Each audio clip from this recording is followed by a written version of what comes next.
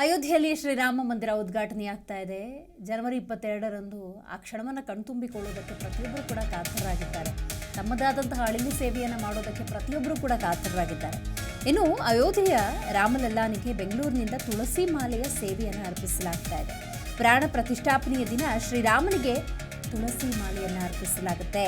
ಜಯನಗರದ ಶಿವಕುಮಾರ್ ಹಾಗೂ ಸ್ನೇಹಿತರು ತುಳಸಿ ಮಾಲೆಯ ಮೂಲಕ ತಮ್ಮ ಅಳಿಲು ಸೇವೆಯನ್ನ ಮಾಡ್ತಿದ್ದೀವಿ ಅಂತ ಭಾವಿಸಿ ಅಯೋಧ್ಯೆಯ ಸಮೀಪ 2 ಎಕರೆ ಜಾಗದಲ್ಲಿ ತುಳಸಿ ಮಾಲೆ ಬೆಳೆದು ಅರ್ಪಿಸ್ತಾ ಇದ್ದಾರೆ. ಬಹಳ ವಿಶೇಷ ನೋಡಿ.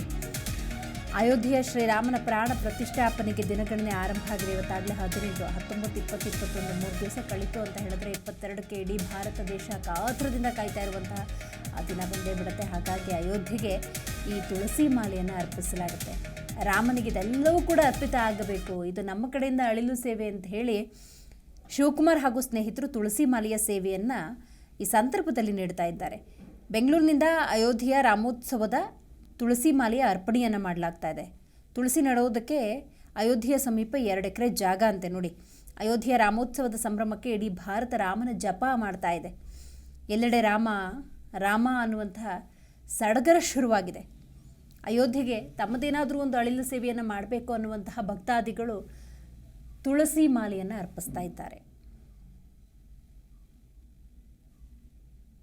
तैयारी आपके बहुत पहले से आपके मन में आया होगा, जुलाई से।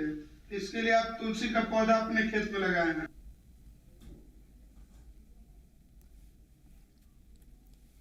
ಗುಜರಾತ್ನ ತುಳಸಿ ವನದಿಂದ ವಿಶೇಷ ತುಳಸಿ ಬೀಜವನ್ನು ಪಡೆದುಕೊಂಡು ಅಯೋಧ್ಯೆಯ ಹತ್ತಿರವೇ ಅಂದಾಜು 60 ಕಿಲೋಮೀಟರ್ ದೂರದಲ್ಲಿ 2 ಎಕರೆ ಜಾಗವನ್ನು ಪಡ್ಕೊಂಡು ತುಳಸಿಯನ್ನು ಬೆಳೆದು ಇದೀಗ ಜನವರಿ 22ಕ್ಕೆ ಪ್ರಾಣ ಪ್ರತಿಷ್ಠಾಪನೆಯ ಸಂದರ್ಭದಲ್ಲಿ ತುಳಸಿ ಮಾಲೆಯನ್ನು ಅರ್ಪಿಸ್ತಾ ಇದ್ದಾರೆ ಈ ಬೆಂಗಳೂರಿನ ಸ್ನೇಹಿತರು.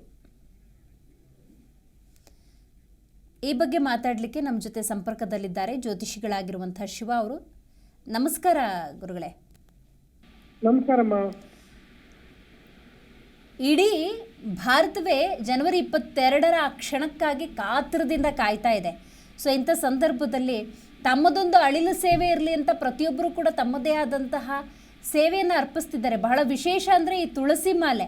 ಸೊ ಇದ್ರ ಬಗ್ಗೆ ನಿಮ್ಮ ಪ್ರಯತ್ನ ಹೇಗೆ ಸಾಗ್ತಾ ಇದೆ, ಯಾಕೆ ಈ ಆಲೋಚನೆ ಬಂತು, ಏನು ಹೇಳ್ತೀರಿ ಇದ್ರ ಬಗ್ಗೆ?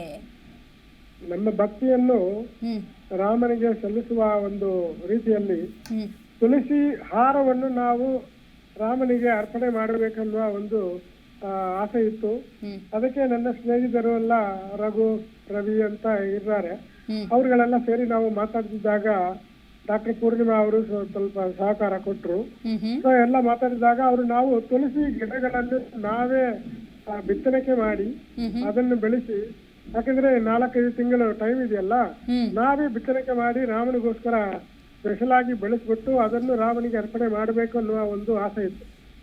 ಅದಕ್ಕೋಸ್ಕರ ನಮ್ಮ ಸ್ನೇಹಿತರಾಗಿ ಅಭಿಜಿತ್ ಸಿಂಗ್ ಅಂತ ಭೋಜ್ಪುರಲ್ಲಿ ಅವರು 2 ಎಕರೆ ಲ್ಯಾಂಡ್, ಅವ್ರ ಲ್ಯಾಂಡ್ ಅಲ್ಲೇ, ಅವ್ರ ಭೂಮಿಯಲ್ಲೇ ನಾನು ಬೆಳೆಸ್ಕೊಡ್ತೀನಿ ಅಂತ ಹೇಳಿದಾಗ ನಾವು ನಾಟಿ ತುಳಸಿಗಳ ಬೀಜಗಳನ್ನು ನಾನು ತಂದು ಅವರಿಗೆ ಕಳಿಸಿಕೊಟ್ಟು ಅದನ್ನು ಅವರು ಬಿತ್ತನೆಗೆ ಮಾಡಿ ನವರಾತ್ರಿ ಸಮಯದಲ್ಲಿ ಬಿತ್ತನೆಗೆ ಮಾಡಿ ಚೆನ್ನಾಗಿ ಬೆಳೆಸಿ ಬಂದಿದೆ.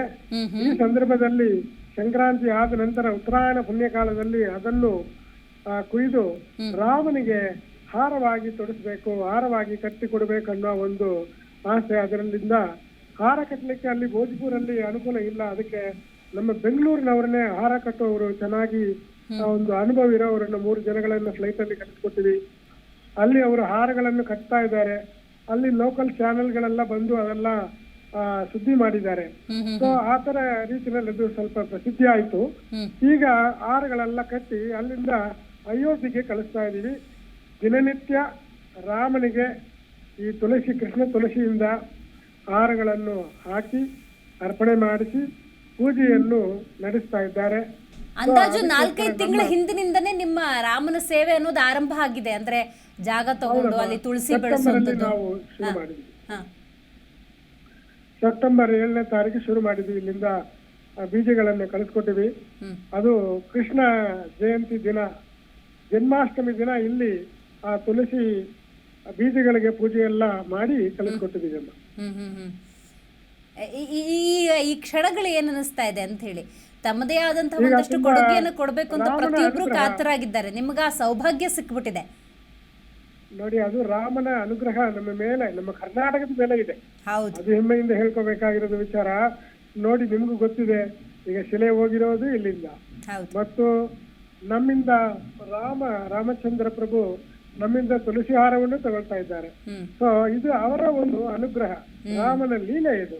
ಹೌದು, ಅದರಲ್ಲಿ ನಾವು ಒಂದು ಪಾತ್ರವಾಗಿ ಭಾಗವಹಿಸಿರೋದು ರಾಮನ ಅರುಳು ನಮ್ಮ ಇಡೀ ಕರ್ನಾಟಕಕ್ಕೆ ಇದೆ ಅನ್ನೋದು ಸತ್ಯ ಅಲ್ವಾ? ಖಂಡಿತ ಖಂಡಿತ ಖಂಡಿತ. ಜಿ ಕನ್ನಡ ನ್ಯೂಸ್ ಜೊತೆಗೆ ಮಾತನಾಡಿದ್ದಕ್ಕಾಗಿ ಧನ್ಯವಾದಗಳು ನಿಮಗೆ.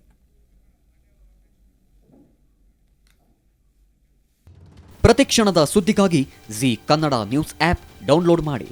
Live TV, latest updates, entertainment, lifestyle, technology ಸುದ್ದಿ ನಿಮ್ಮ ಅಂಗೈಯಲ್ಲಿ.